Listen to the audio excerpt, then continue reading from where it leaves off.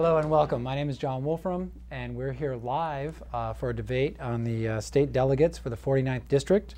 We have with us tonight Alfonso Lopez and Stephanie Clifford. We also have a live studio audience that's here. We're in the studios of Arlington Independent Media, and we want to thank them for providing the studio and also the volunteers that are working tonight. And we want to thank the candidates for being willing to serve, especially in today's political climate. I'm not sure why you want to do it, but thank you anyway. Also, did I mention arlnow.com is a co-sponsor of this event.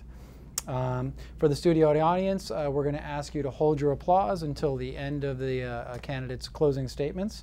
And we're going to take a moment and go over the agreed rules of the debate. Each candidate is going to have 3 minutes to deliver an opening statement. At the end of that, we will get into the question and answer period. At the question and answer period, each candidate will have 2 minutes. The first candidate to get the question will have 1 minute and 45 seconds. The second candidate will have 2 minutes, and then if there's a rebuttal time, it'll be 15 seconds. And I'll be keeping time, so hopefully it'll go well.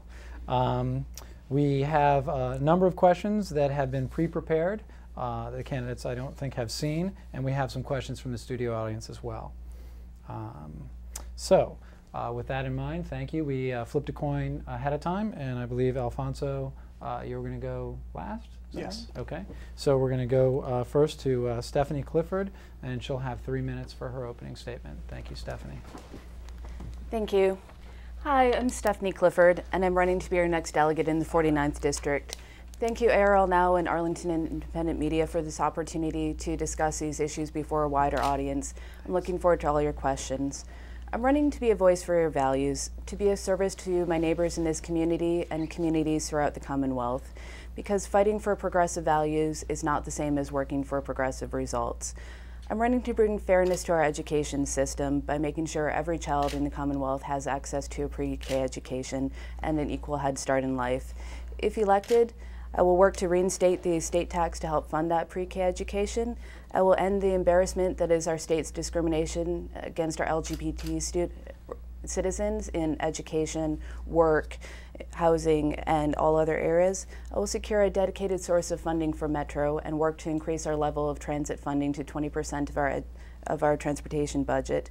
I will introduce all necessary legislation to grow a green economy in our Commonwealth, to provide jobs, and to make us a world leader in sensible energy management. I will always protect a woman's right to choose, and I bring that woman's perspective to Richmond. Fewer than 1 in 5 of our delegates is a woman. That's dismal, and it's only getting worse. I pledge that I will always be as honest, transparent, and available to you as I have been throughout this campaign. I'm committed to representing everyone in this district, and I have the temperament and work ethic to do it. I'm a worker. I'm from a Wisconsin family of auto workers and farmers, and I will have the temperament and ethic that we need to build the coalitions we need to get real work done. My goal to be a public service brought me to this area. I've made my life here and formed my family here. My story is the same as so many other people in this district who want someone like them, who's someone of this community, who knows all the struggles they go through on a daily basis and will represent them in Richmond. Because we know that delegate is not a reward for past service to any party or organization, but an opportunity for future service to the people of this district. That's why I'm here, that's why I'm running, and that's why I'll be your best choice for delegate. Thank you. All right, thank you, Stephanie. And Alfonso Lopez. My name's Alfonso Lopez, and I'm running for the House of Delegates.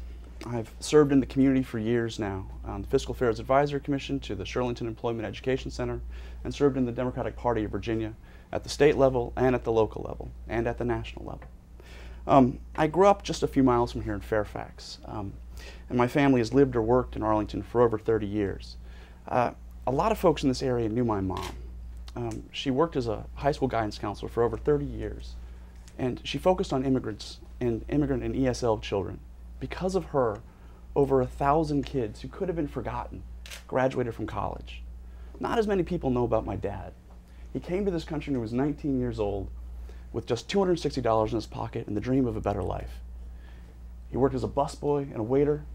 He learned English. He graduated from Northern Virginia Community College. And then, taking one class a semester every year, he graduated from George Mason 1 month before I graduated from high school down at Robinson. My parents relied on the social safety net in Virginia and the United States to get an education, to buy their home, and to achieve the American dream.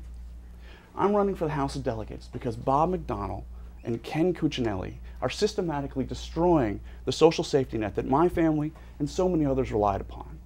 From demonizing women and immigrants and gays and lesbians, to taking money out of the general fund for a couple of off-ramps, the money that should go to education and first responders, to taking money out of the Virginia retirement system and using it like an ATM machine. Republican priorities are fundamentally flawed. I have the passion and the practical experience working on legislative policy issues that matter to the 49th District for over 20 years, on critical issues that matter to our community. I've worked as in the Clinton White House and the Council on Environmental Quality, as a cabinet level official in Governor Kane's administration, heading up congressional and federal affairs, and as the assistant administrator of the Small Business Administration as a political appointee for President Obama. I pledge to you today that I will be a tireless champion for our progressive values in Richmond. I will fight for equal rights for all of our citizens, work to protect the environment for our children, and push for permanent, dedicated funding for transportation. My name is Alfonso Lopez. I'm running for the House of Delegates to make a better life and a better future for my little boy, my family, and for you and your families. I look forward to your questions tonight and to this debate. Thank you very much. All right. Well, thank you, both candidates. I want to just remark a wonder in any political discourse. You were both under the time limit. It's fantastic. A wonderful way. Good way to start the evening. And so we're going to go ahead and move into the question phase. In the question phase, Stephanie, we're going to start with you, and you'll have 2 minutes to respond to this, and then we'll move over to Alfonso. And so our first question is, you told us a little bit about your background. So about your background, what part of that best prepares you to be a delegate, to be a state delegate and represent Arlington? Sure. I believe it's really my whole level of experience. It really was my interest in public service that brought me to this area. I was sent to college at GW to pursue a career in public service, funded by a scholarship from the UAW and from a local elected official in my town.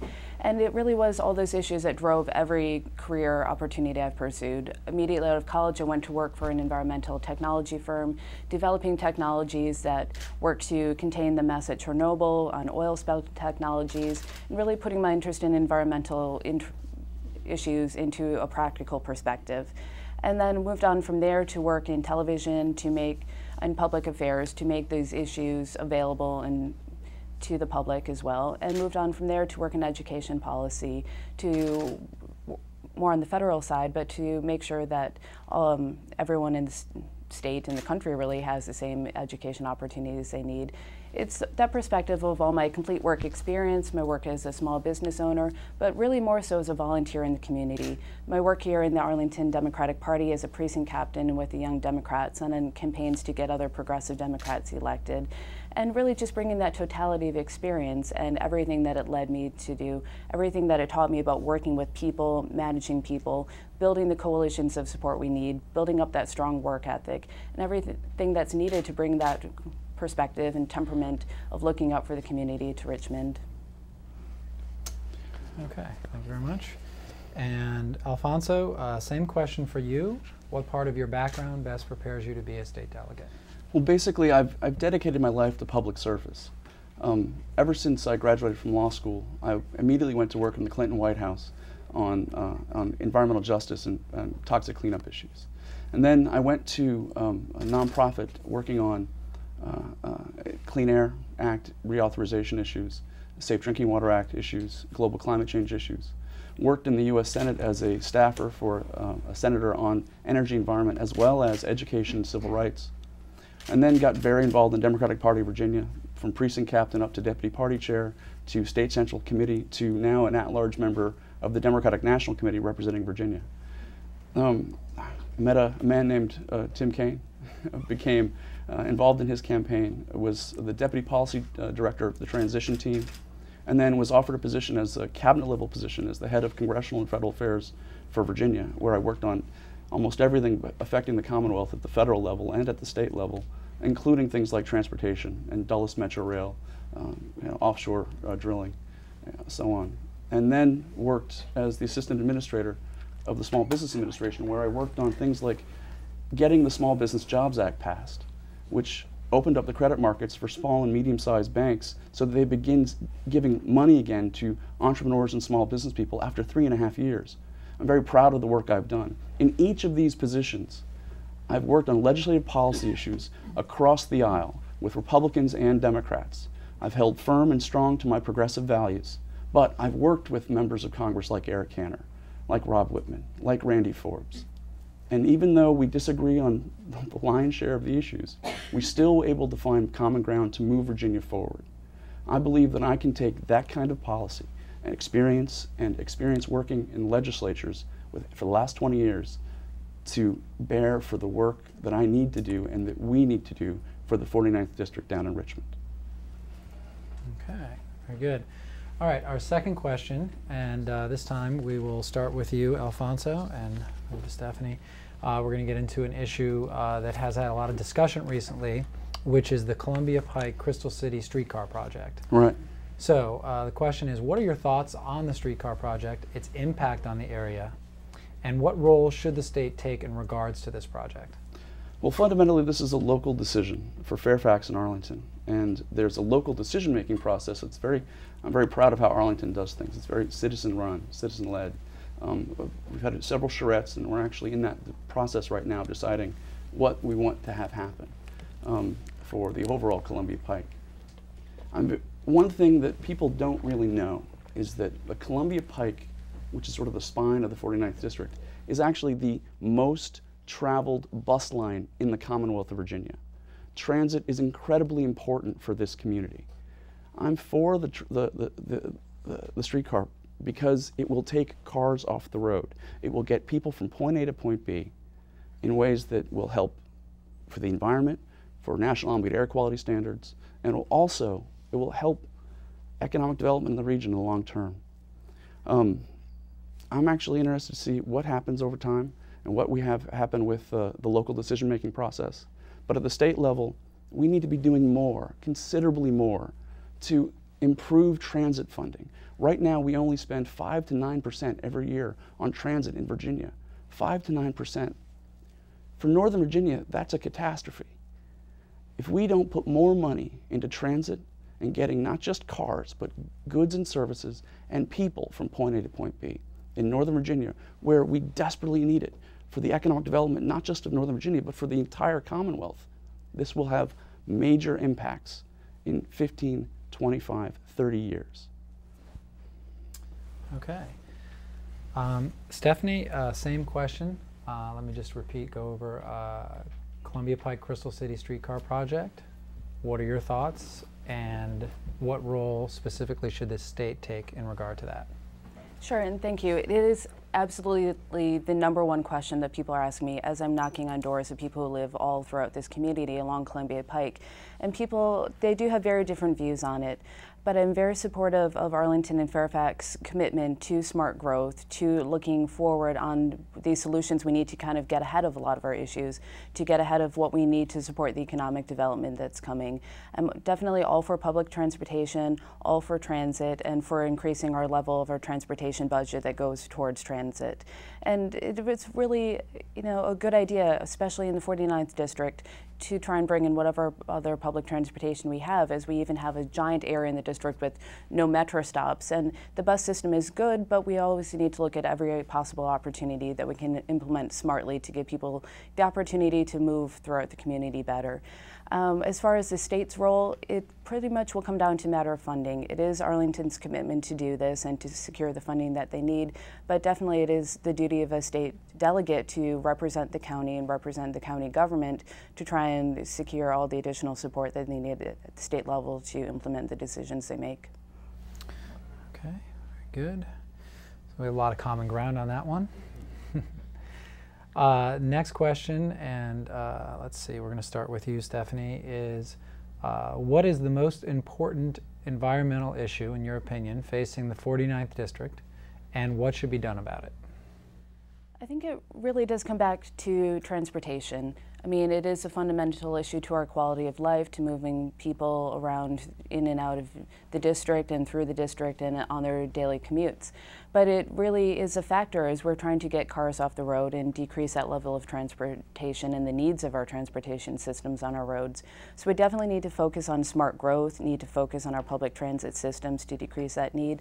But it really comes down to the core issues that are affecting the district that the environment is a piece of. As we're looking at transportation, as we're looking at housing issues, as we're looking at all the development issues that we need in the transportation systems necessary to support them. But I think it really comes down to transit. I mean, we need to make sure that we focus as much as we can on public transportation. We need to focus much of our growth around those systems. As we're looking at housing and affordable housing, getting everything together, making sure our buildings, of course, are efficient too. But it's really just a matter of the density that we need and the growth that we need around these public transportation systems. Okay. Alfonso, same question to you. Most important environmental issue for the district? Let me just begin by saying I'm extraordinarily proud of the fact that I've been endorsed by not just the Sierra Club, but also the State League of Conservation Voters. I've worked on clean air issues, and I think that one of the biggest things we need to be working on, it ties into transit as well, is clean air. Clean air is a right. It's not a privilege. Right now in Arlington, in the 49th District, we're out of clean air attainment levels. We're not hitting our national ambient air quality standards far too often.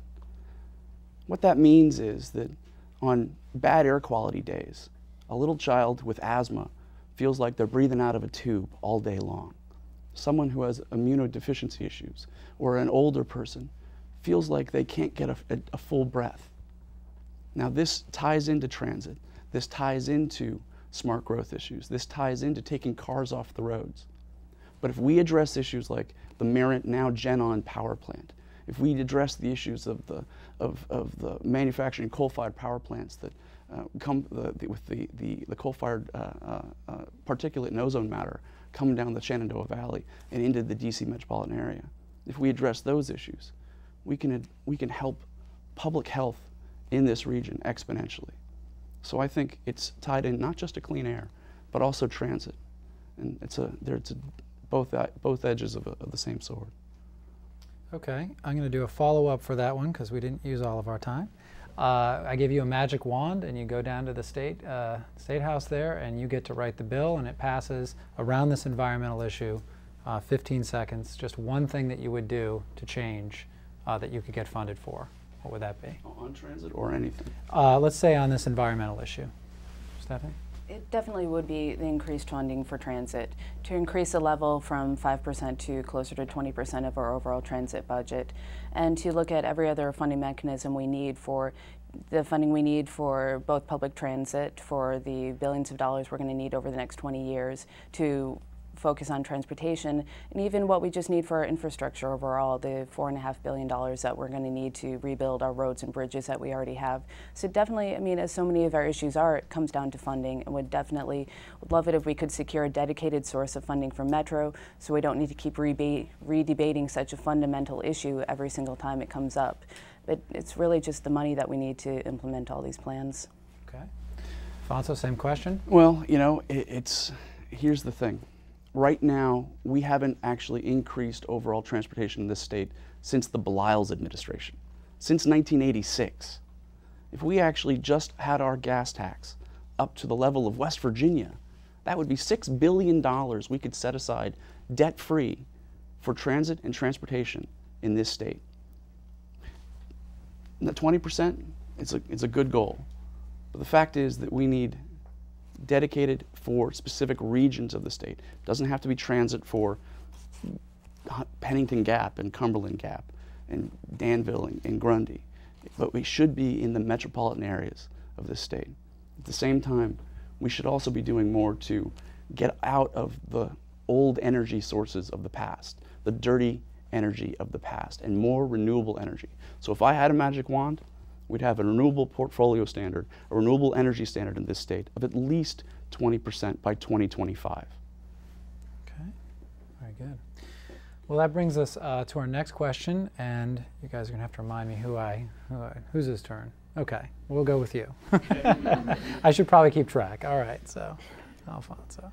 All right, so the next question is, this is development. It is on the minds of many in the 49th District. This is a district that not too long ago was sort of flat as a pancake, and now there's high-rises everywhere, and the development just continues.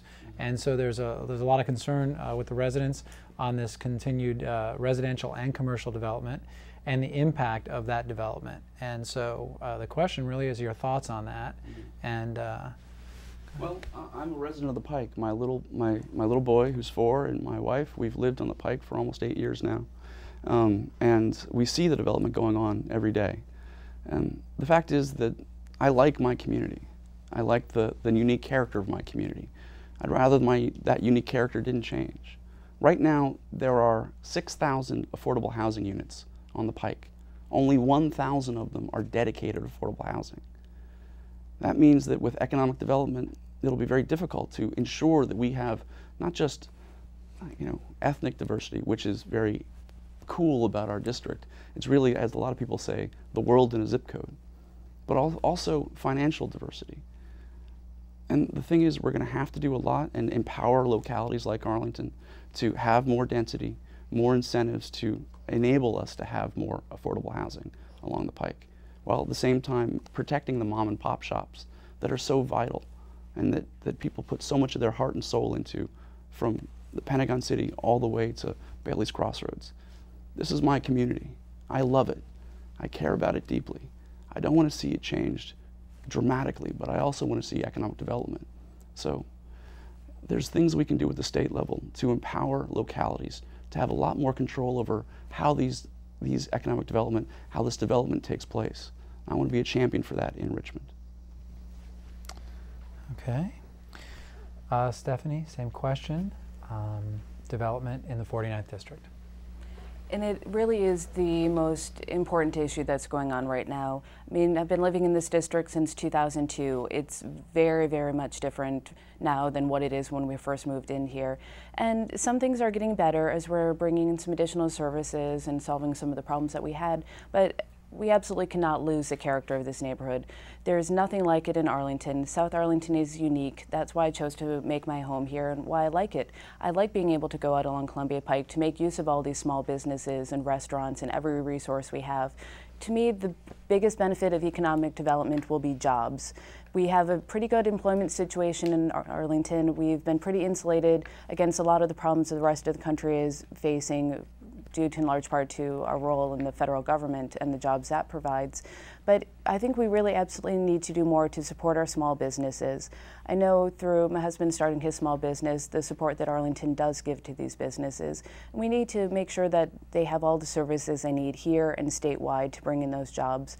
But it's not just small businesses. We need to bring in more larger employers too. There's no reason why all the employers need to go out to the Dulles corridor, to the Tech corridor there, when they can be right here, where the workers are who are ready, trained, and need these jobs, and where they don't have to travel the long distances to go there. There's no reason why we can't bring these businesses right to our district, and that's what I would see to be the key of economic development, bringing together the transportation systems, the jobs, and the housing all together at once.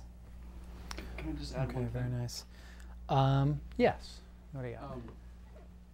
Poverty is at 7% for children and 6% for people in Arlington. We should be doing a whole lot more.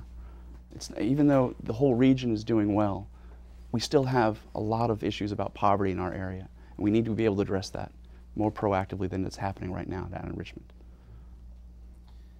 Okay. The next question is to, we have two Democratic contenders for the seat. I hear that your primary battle is going to be the thing, but in the general election, you're going to have a lot of competition. Apparently, I've heard. So there's a lot of commonalities between your positions. So this question I think was sent in by Fox News. Try to mix things up a little bit. What sets you apart from your opponent? I'd like to hear a little bit about that. And then also as a follow-up to that, tell me just in a couple sentences, we know sort of what your background and everything else, but if you could just boil it down for a couple sentences, why are you running for this position, this particular position, instead of staying in the law practice or doing something else or something that pays more in this place? But so we'll go with that, and Stephanie, you're up first. Sure, and I'll kind of answer the second part first. But that's every reason why I did get involved in this. I mean, it wasn't a career move. It wasn't an easy move to try and leave the career path I was on, but it really was absolutely the issues that compelled me into it. It was getting more involved in Arlington, enjoying all the benefits that we have here, and really wanting to stand up for this community down in Richmond. It was just kind of a combination of having the time, trying to find out how I can be of better service to the community here and to Virginia, and putting every skill I have into that. You know, it was the governor and the attorney general basically attacking everything that brought me to the Democratic Party, as they're attacking women's choice, education funding, anti-discrimination codes, and academic freedom. It was all the issues that compelled me to make that choice to step up and think that I'm the best person to stand up and be our most effective representative in Richmond. And it really is these issues, yeah, it's obvious. We are pretty much exactly alike on the issues. There's not a lot of daylight between us. We will vote the same way much of the time, which is why all these personality issues are so much more important in this race, especially when this is it. 2 weeks, unless something unexpected happens, whichever one of us gets through this primary will be your next delegate. And I absolutely believe that I bring that strong work ethic, the temperament, and this perspective that we need to have a very effective delegate to get down there and work for the real results we need. Because the people in this district, they need real results. There are a lot of real problems here. People need help, and that's why I'm stepping out. As I've been out there, I've walked this entire district twice. I've talked to people over and over about these fundamental issues. People are worried about housing. They're worried about their education that their kids are receiving. They want to be able to afford to be able to live here, as all the families do. And that's why I'm running, to bring every skill I have to benefit the people of this district. And I believe I will be the most effective in going down to Richmond, building up these coalitions that we need, working with our current delegates, and even working across the aisle and trying to bring everyone over to our side, never compromising on our values, but building together all the support we need through small conversations to get results. Okay, thank you. Alfonso, the same question for you. That's your part. Why are you running? I think it comes down to experience, really just flat-out experience. I've been working in legislative policy for 20 years now on environment issues, civil rights issues, education issues, jobs, and the environment and energy at the highest levels of government, working on local policy with the Fiscal Affairs Advisory Commission, working on jobs policy with helping lead the fight to get the Small Business Jobs Act passed, $41 billion, $12 billion in tax incentives for small businesses. I have the experience working across the aisle. It's not about just building coalitions and sort of, getting started. It's having the history. It's having the years of experience working and knowing the people in Richmond already after 4 years working in Governor Kane's cabinet. It's being able to take those years of experience of actually getting solid results for the Commonwealth of Virginia. Things as disparate as working on state issues regarding global climate change and energy independence, working on things like the Dulles Metro Rail extension, when it was twice yanked out from under us by the Bush White House, and saving it so that we could continue building Dulles Metro Rail. Things like social service funding, things like as disparate as BRAC issues, which were such a significant problem for Arlington County. I've been working on these issues that matter to the 49th District for approximately 20 years, and working hard, 18-hour days. Working in the Obama administration is going to be, it's a lot of hours. Working 7 days a week in Governor Kane's administration. I put in the time. I know how to get things done, how to get stuff accomplished in Richmond and across the Commonwealth. Okay, very good. Well, I can't give any official credence to this, but I did hear a rumor earlier tonight that for the Republican seat, Donald Trump was considering. So you just don't want to count yourself out here. So speaking of Republicans, we're going to go to the next question. When you get to Richmond, one of you will be in Richmond, how are you going to work there to accomplish the goals important to Arlington? And do you feel that there is any room for bipartisan cooperation with the governor and the Republican leadership? We've all been exposed lately to a lack of cooperation on the national stage, and what ideas that you might bring to the state house. And I think it's me. Yep. Thanks. Yeah. Because of the relationships I have down in Richmond, I've worked with Republicans in agencies, Republicans in the governor's office, Republicans in the leadership, and Republicans in the rank and file, both in the state Senate and in the state House. I've had relationships with these folks going back years.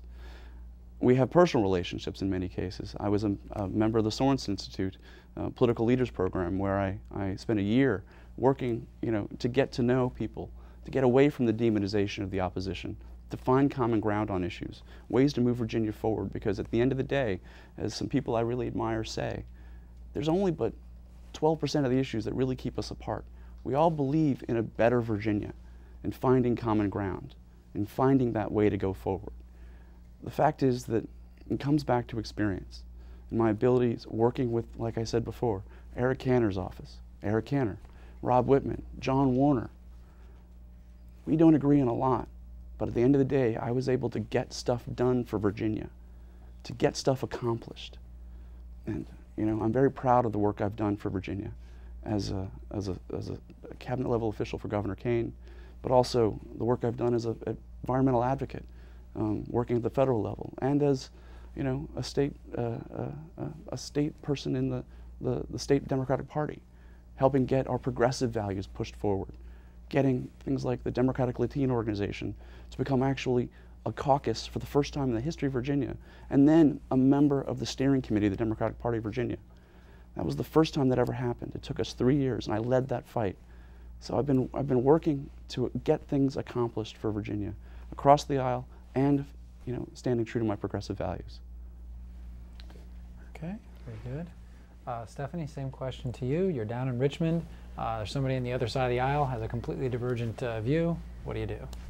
Sure, and it really comes down to that. You can never ever give up on our values, but you need to work across the aisle and have those small one-on-one conversations and put in whatever it takes to get things done, to work with Republicans, to bring these stories of the people in our district and how these issues are affecting their everyday lives, to bring them over to our side and convince them that these are the issues that we all need to work on. There are a very small number. I mean, everyone is concerned about education, transportation, these fundamentals, and yet it is a lot of our social issues that divide us, but it is the most important issues to many of these people in this district and that we definitely need to work on. But that's everything you need to do. That was my experience working in DC. I have a lot of experience working with Republicans on the federal level and building the support that we need to get legislation passed.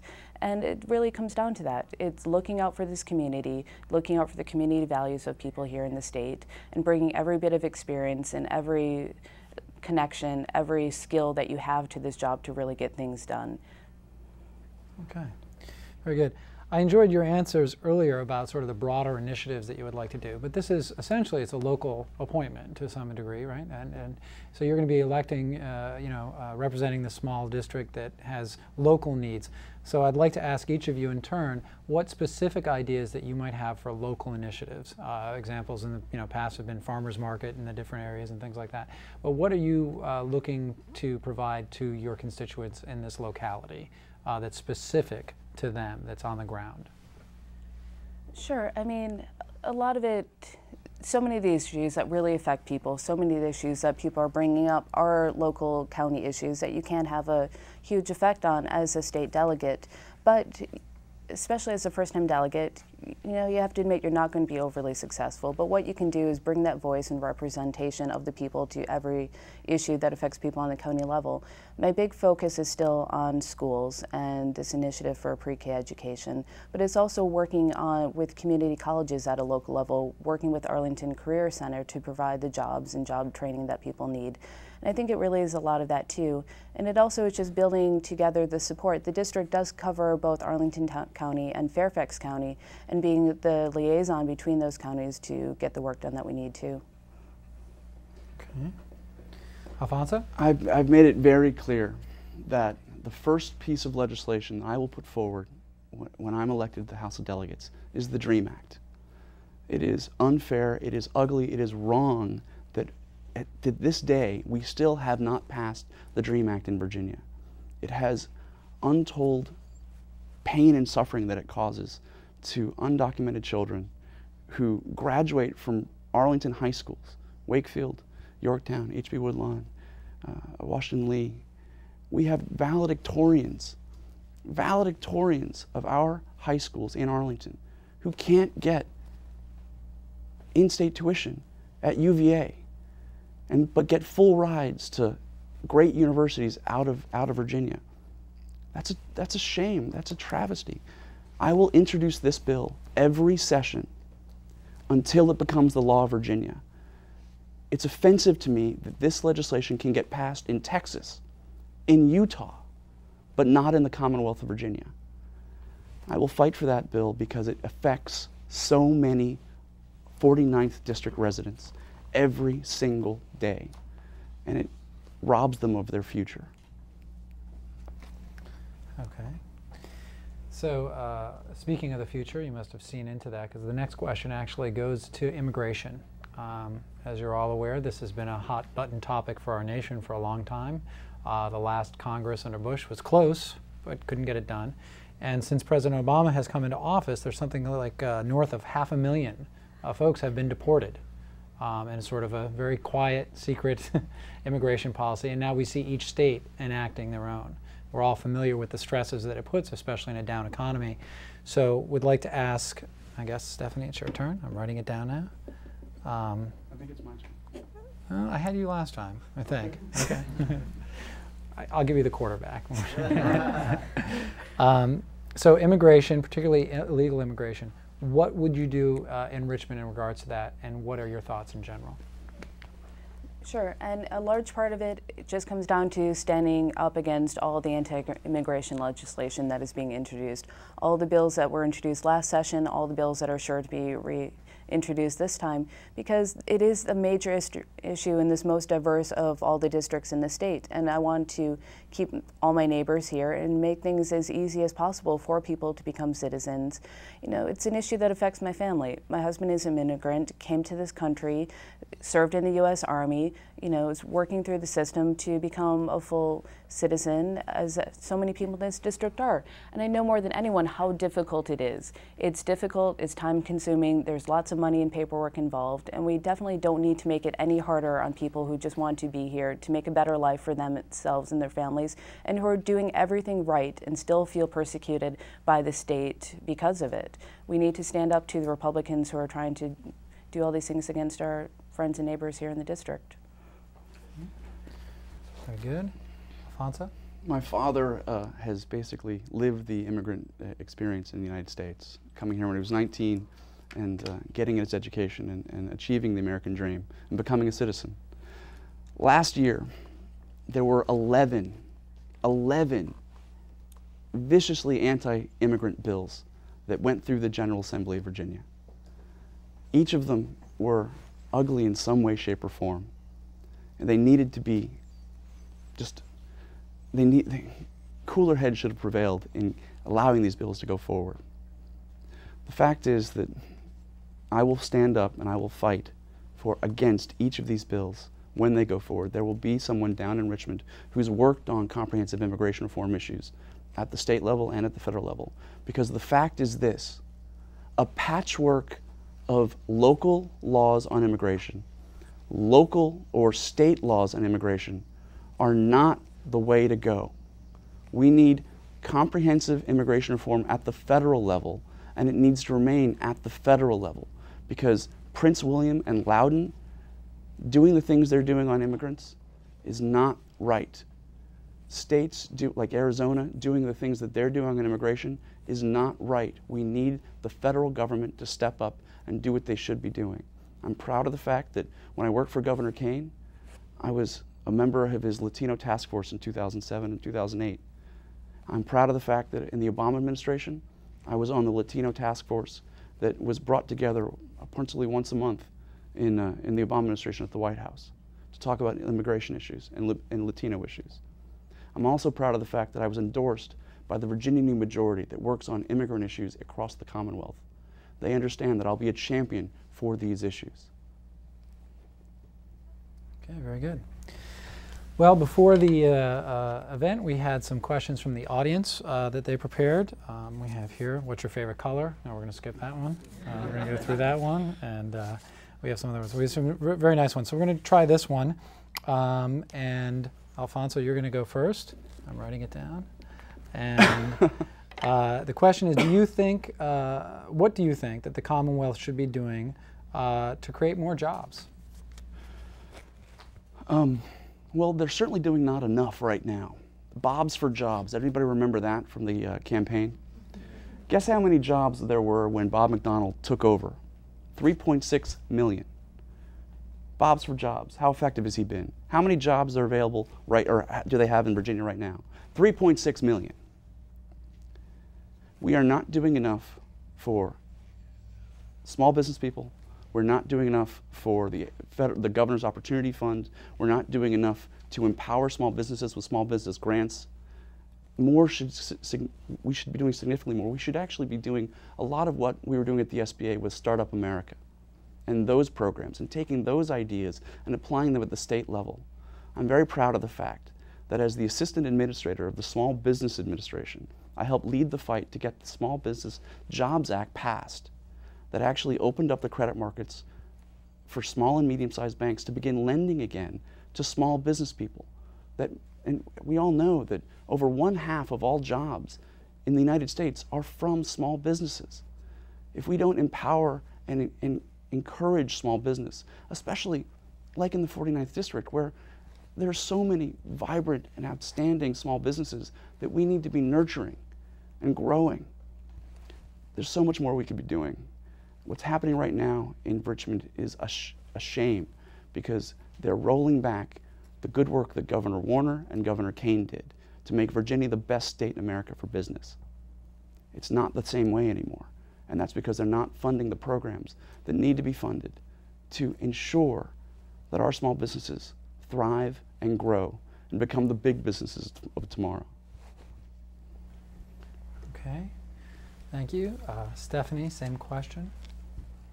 Sure. Small businesses are a large component of it and a major part of our economy here in the 49th District. And we know that from personal experience from starting our own small businesses. But I think besides that, we need to look larger and we need to look statewide. We need to look for our community here, but also for the rest of the state. And the way I see to provide jobs is really to provide green jobs. As we're trying to shut down coal plants, to shut down the Morant Genon plant in Alexandria, we need to provide new jobs for those people. We need to look at everything we can as far as energy efficiency standards and the new industries that those will create, looking at offshore wind and the jobs that will create both in the industry itself, but in also the people who are building the turbines and building all the actual machinery, the solar panels, and everything that goes into the green jobs of the future. We have every opportunity to make Virginia a world leader in these issues, but we just need to get started now. We need to provide the incentives that we need to businesses to provide these jobs and provide them on a large scale. And of course, always need to look out for our small businesses. That is the very heart of this district. It's the heart of every business that I try and patronize as I'm going along Columbia Pike, as I'm going along Route 7, as I'm doing all my daily shopping and everything in this district. It is all about our small businesses. We need to make use of them. We need to support them and give them every resource they need. But we also need to look at the bigger picture and look out for the rest of the state too. Okay, very good. As I understand it, this is an open seat. So each of you, is this your first time in elected office for both of you? Mm-hmm. Then? Okay, well, that's great. So the question, and this would be to Stephanie first, is what are, this is from the audience, what do you think, in your opinion, are the most important characteristics of a successful delegate? You've seen people operate. What do you think makes them successful? It is really being a member of the community. We have a very good tradition in Arlington of electing people who have come from the community, who know the community and are one of the people here and are responsive. And that's how I've been running this campaign, and that's how I'll continue to serve as representative. It really is a step up from my community values here and why I've been going out, knocking on thousands of doors, talking to people, being available Everyone knows, you look at all my campaign materials, that's my cell phone number, that's my email address on there. I am available to everyone on every issue. And I already have people calling me at every time of night asking questions, and I'm responding to them. People are very surprised when I pick up the phone myself, but people are already asking me for help. As I'm out there and people are asking me how they can navigate the healthcare system, how they can get better use from the county and some of their problems that they're not getting responses on. It really is being available, having the time. All the time I've committed to this campaign will continue. I will always be here for the people of the district. I'll always be honest and here and willing to do whatever is necessary to represent this district. That's the tradition of the 49th district, and that's what I want to continue. Very good. Alfonso, same question. You know, a huge portion of this job is constituent service. And I'm very proud of the fact that in over half of my jobs on Capitol Hill, and very much so as the head of Congressional and Federal Affairs for Virginia, my job was constituent service. I would be, actually, there's a couple funny stories. Governor Kane would be on WAMU, and he would actually give my phone number over the radio. And I would be tasked, and my staff would be tasked with actually addressing very critical immigration issues, critical social service issues, healthcare issues on a regular basis for people who needed help at the federal level but went through the governor's office to get it. And that's what this job is. It's not just about being a legislative advocate down in Richmond and knowing how to work the legislative halls and how to be an effective policymaker. It's about giving back and actually being an advocate at home, helping people navigate the Richmond bureaucracy, helping people navigate, you know, the Social Services Administration, helping them get help from VDOT when there's a huge pothole in front of their home. It's about being constantly available and caring deeply about your community. And I love Arlington. I love where I grew up in Fairfax. I've spent my life in this area. I've devoted my life to Virginia and public policy. And I've devoted my life to public service.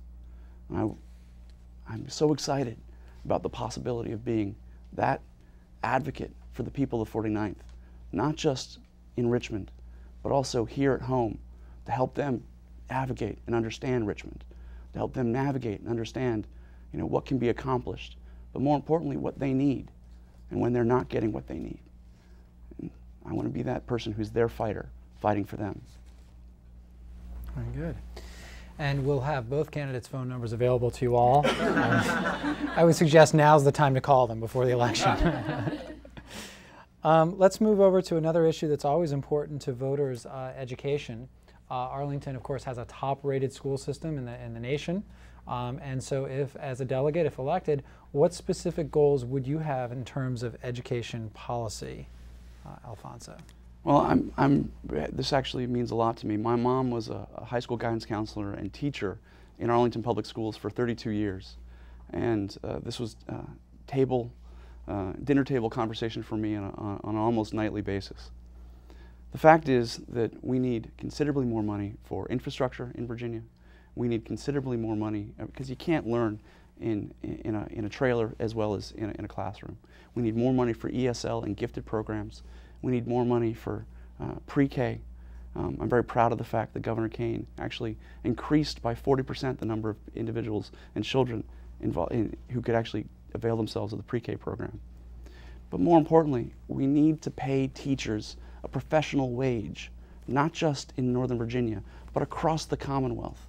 Because without that, what do you have? The fact is that public schools and our higher education system in Virginia, especially Northern Virginia, are the envy of the country.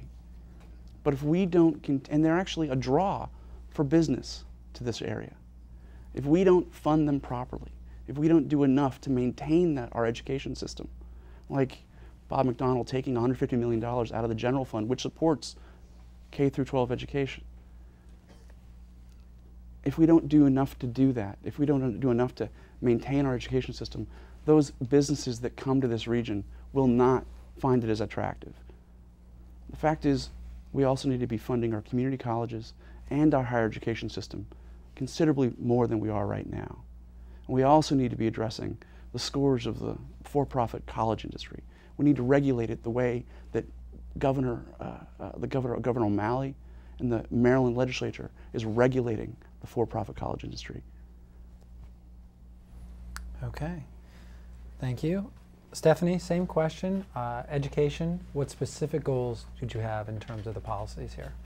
Sure, and it really comes down to lifelong learning. We are putting a special focus on the early childhood learning, on the pre-K education, both for all the benefits that children who have a pre-K education receive for their lifelong, as far as needing fewer special education services, for higher literacy rates, for fewer disciplinary problems.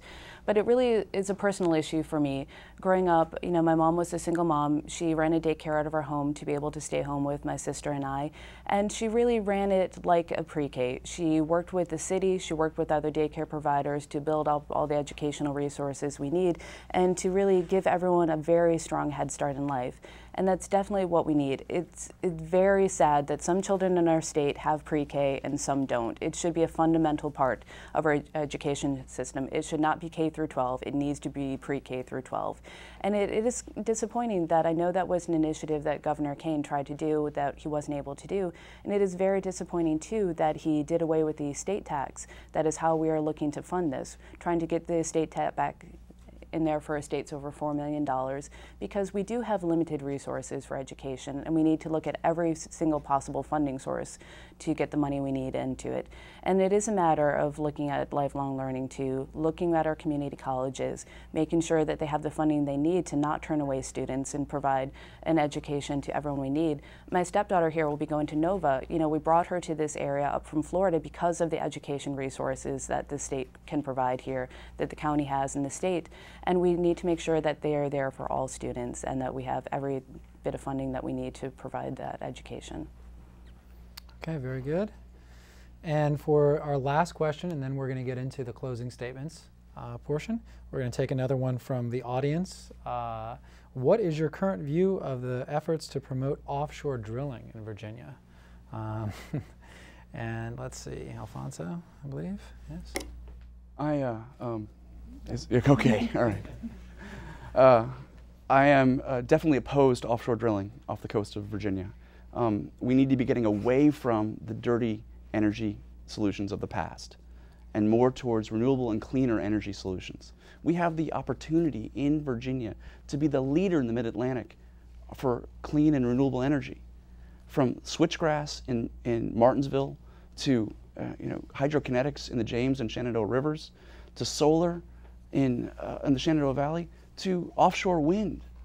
We could be the leader if we just had the will to do it. And the fact remains that I'm very proud of the fact that I helped lead the fight when working with Governor Kane to work with the Bush administration in opposition to offshore drilling when I actually negotiated with them. I've been very proud of the fact that I've been endorsed by the Sierra Club and the League of Conservation Voters because they know I'll be a champion on this issue to fight against offshore drilling. Okay, thanks. I'm going to cut these ones a little bit short because we want to get to your closing statements. Against. Against. Against. Solidly against. All right, Stephanie? Also solidly against. Okay. We can't do that. It's too risky. It won't provide the energy we need for a very long time, and we don't need it. That we have every other possible energy resource we need and to build up a very diverse portfolio that we need.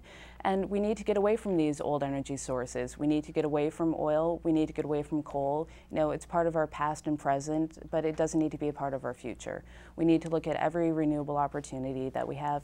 And, you know, we have to be careful and very slow. I mean, we need to make sure that we are moving away from these things, but not hurting the people who are currently working in these industries too. We need to get them moved into good paying jobs in other industries too. Okay, very good. Well, thank you both very much. You're through the grueling random part of it, and now you get to deliver to the audience your closing statements. I'm going to ask that you keep them to about 2 minutes. And who went first? She's going. Okay, so you can go ahead and go first. And would you like the podium? We can get it over to sure. you. Okay. And go ahead. Need the timer again. Sorry. Thank you. Thank you everyone who is here and watching online, watching on television, and everyone who came out today to listen to these issues, because it is very important, and it's tough in a race like this. It's a tough race where we have Democrats running, and we are very much alike on this issue, and you need to find something to base your opinion on. But that's why I'm here, and that's why I'm running. And everything I'm bringing to look out for the people of this community. I'm not in this for myself, but for the people here, for my family and every family in the district and the Commonwealth. I bring the issue expertise from all my background, working on environmental technology issues, working on education policy issues, working on teacher effectiveness, and bringing every bit of experience that we have to this. And we do need a fresh, new perspective.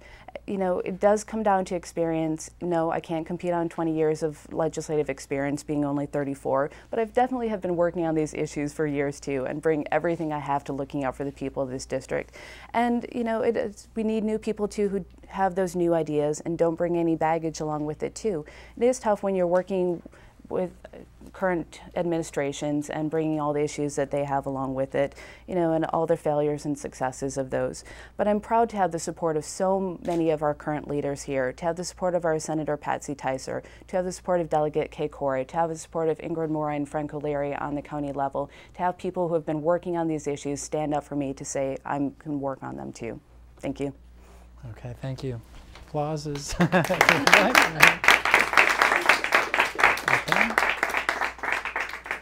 Alfonso? Thank you so much for watching tonight. You know, this is a democratic seat. Whoever wins on August 23rd must be a champion for our progressive values. They must work on the issues that others cannot or will not take a stand on. I will fight for marriage equality because all of us should be equal under the law. I will stand up for a woman's right to choose because Virginia should never take away an individual's rights. I will introduce the DREAM Act because every student should be able to achieve the American dream. I will fight for a clean energy economy because we must protect the environment for future generations. And I will work for a progressive tax system because everyone should pay their fair share. I will be a tireless champion for our progressive values in Richmond. That is why organizations like the Sierra Club, the League of Conservation Voters, and the Arlington Fighter Fighters have endorsed my campaign. I've been working in the trenches on civil rights in Virginia for years. That is why Virginia partisans and the Virginia New Majority have endorsed my campaign.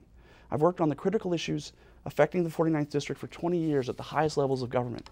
That is why the Washington Post and so many elected officials, including Karen Darner, State Senator Mary Margaret Whipple, have endorsed my campaign. More importantly, I will remember who I'm fighting for. The individuals who care about this district. I will never forget the values that I was given by my mom and dad about social justice. I hope to have your vote on Election Day on August 23rd. My name is Alfonso Lopez. I'm running for the House of Delegates to take our vision and our values to Richmond and fight for what is right. Thank you very much.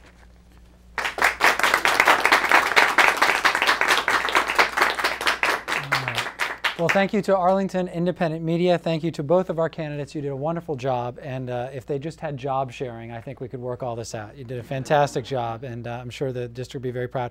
Also, you can get more information on arlnow.com, I think that's it. Thank you all very much, and have a good evening. And remember, go out to vote August 23rd and November 2nd, too.